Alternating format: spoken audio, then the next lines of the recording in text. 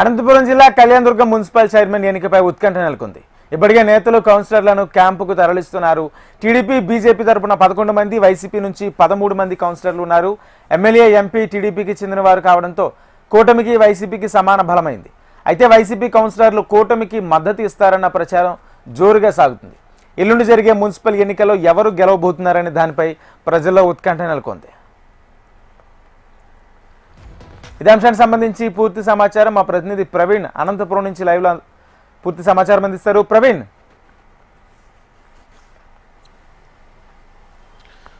Rajendra, Kalyandurg municipal chairman ఎన్నిక ఈ నెల 11వ తేదీ జరుగుతుంది. అయితే మున్సిపల్ కాంగ్రెస్ మొన్నటి వరకు కూడా వైఎస్ఆర్సీపీ ఆధీనంలో ఉంటే ఏదైతే చైర్మన్ రాజ్ కుమార్గా ఎంపిక నేపథ్యంలో ఆయన కొంతకాలంగా ఇర్రెగ్యులర్గా ఉన్నారని చెప్పి అనేకమైనటువంటి ఆరోపణలు ఉన్నాయి. కానీ సక్రమంగా విధులకు రావడం లేదని ఒక ఆరోపణల నేపథ్యంలో ఆయన తొలగించడం జరిగింది. ముఖ్యంగా కనీసం ఏదైతే కౌన్సిల్ సమావేశాలకు కూడా హాజరు కాని నేపథ్యంలో, కౌన్సిల్ మీట్ పెట్టిన నేపథ్యంలో ఆయన విధుల నుంచి తొలగించారు. అయితే తాజాగా నోటిఫికేషన్ వచ్చిన నేపథ్యంలో ఈ నెల 11వ తేదీ ఈ కళ్యాణదుర్గం మున్సిపల్ చైర్మన్ ఎన్నిక జరుగుతుంది. అయితే సంఖ్యాపరంగా చూసుకుంటే ఇద్దరికి కౌన్సిలర్ సభ్యులు, అదేవిధంగా ఎక్స్ఎఫ్ఏ సభ్యులు చూసుకుంటే ఇద్దరికి సమానంగా ఉండే అవకాశం ఉంది. వైఎస్ఆర్సీపీకి 13 మంది ఉన్నారు. టీడీపీ బీజేపీ కలిసి 11 మంది సభ్యులు ఉన్న నేపథ్యంలో ఎక్స్ఎఫ్ఏ సభ్యులు ఇద్దరు కూడా టీడీపీకి చెందిన నేపథ్యంలో ఎన్నిక ఎట్లా ఉంటుందన్న ఒక ఉత్కంఠ అయితే కొనసాగుతుంది. ముఖ్యంగా గత ఎన్నికల్లో చూస్తే దాదాపు టీడీపీకి 6 మాత్రమే గెలవడం జరిగింది. అదేవిధంగా ఒక వ్యక్తి ఇండిపెండెంట్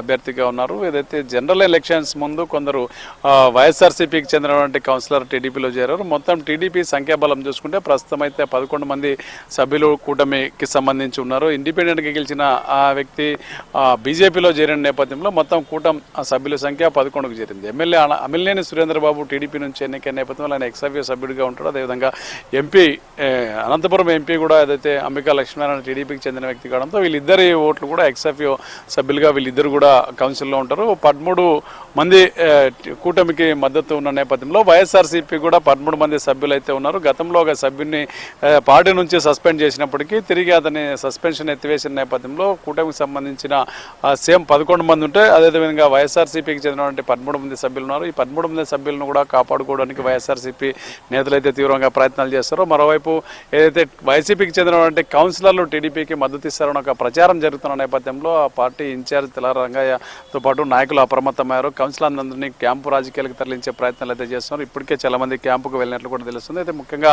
టీడీపీ ఈ వశం చేసుకుంటున్న ఒక ధీమా అయితే ఆ పార్టీ నేతల నుంచి వినిపిస్తుంది. ముఖ్యంగా 13 సమానంగా ఉన్న నేపథ్యంలో ఒకరిద్దరిని టీడీపీ వైపు ఇప్పటికే వచ్చేకి మొగ్గు చూపుతారని ఒక ప్రచారం కూడా జరుగుతున్న నేపథ్యంలో అటు టీడీపీ ఇటు వైఎస్ఆర్సీపీ ఇద్దరు కూడా అప్రమత్తమైనటువంటి పరిస్థితి, ఒక ఉత్కంఠ పరిస్థితి అయితే నెలకొంది. ముఖ్యంగా హోరాహోరీగా ఉండే పరిస్థితి. ముఖ్యంగా ఏదైతే కళ్యాణదుర్గం ఎమ్మెల్యే సురేంద్రబాబు ఎన్నికైన తర్వాత అక్కడ జరుగుతున్న అభివృద్ధి కానీ ఇతర కార్యక్రమాలు చూసి చాలామంది వైఎస్ఆర్సీపీ నేతలు టీడీపీలోకి జాయిన్ కావడం జరిగింది. ఎమ్మెల్యే సమక్షంలో ఒక వైఎస్ఆర్సీపీకి చెందినటువంటి కౌన్సిలర్ కలిచాడన్న కారణంతో గతంలో ఆయన సస్పెండ్ చేసిన సందర్భం కూడా ఉంది. అయితే ఎన్నికల దృష్ట్యా అతని సస్పెండ్ని రివోక్ చేయడం జరిగింది. పూర్తిగా ఇప్పటికైతే వైఎస్ఆర్సీపీ తరఫున 13 మంది కౌన్సిలర్లు కళ్యాణదుర్గం మున్సిపాలిటీలో ఉన్నారు. మొత్తం 24 మంది సభ్యుల్లో 13 మంది ఉన్నారు. మరో 11 మంది అంటే కూటమికి సంబంధించి మొత్తం టీడీపీకి పార్టీకి మద్దతు ఇచ్చే వాళ్ళు 10 మంది, బీజేపీలో చేరినటువంటి ఒక కౌన్సిలర్తో కలుపుకుంటే 11 మంది ఈ కూటమికి సంబంధించి ఉన్నారు. 11న జరిగే ఎన్నికల్లో ఏం జరుగుతున్నది ఒక ఉత్కంఠ ఉన్నప్పుడు కూడా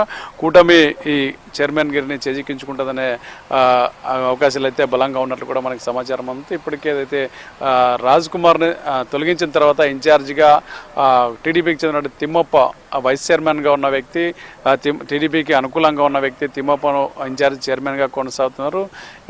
ఈ రేపు జరగబోయే ఎన్నికల్లో టీడీపీకి సంబంధించిన వ్యక్తి మున్సిపల్ చైర్మన్గా ఎన్నికవుతారని చెప్పి జోరుగా ప్రచారం జరుగుతుంది. ఇప్పటికే అటు టీడీపీ కౌన్సిలర్లు కూడా క్యాంపుకు తరలి వెళ్ళినట్లు తెలుస్తుంది. మొత్తానికి 2 పార్టీలు కూడా క్యాంపు రాజకీయాలు నిలుపుతున్న నేపథ్యంలో ఎల్లుండి జరగబోయేటువంటి ఎన్నిక ఒక ఉత్కంఠంగా మారింది. ముఖ్యంగా కళ్యాణదుర్గం మున్సిపాలిటీని టీడీపీ కైవసం చేసుకుంటుందా అన్న ఒక ఉత్కంఠ అయితే మారింది. ఇప్పటికే మడకసిర మున్సిపాలిటీని టీడీపీ కైవసం చేసుకుంది. అదేవిధంగా మొత్తం ఉమ్మడి జిల్లాలో చూసుకుంటే కదిరితో పాటు పలు మండల పరిషత్లు కూడా కైవసం చేసుకున్న నేపథ్యంలో ఎల్లుండి జరగబోయేటువంటి కళ్యాణదుర్గం మున్సిపాలిటీ ఎట్లా జరగనుంది ఎన్నిక కోరం ఏమైనా వాయిదా పడే అవకాశం లేదని చెప్పి కూడా స్పష్టం చేస్తున్న నేపథ్యంలో ముఖ్యంగా టీడీపీ ఈ మున్సిపాలిటీని కైవసం చేసుకునే అవకాశాలు ఉన్నాయని చెప్పి కూడా తెలుస్తుంది రాజేంద్ర.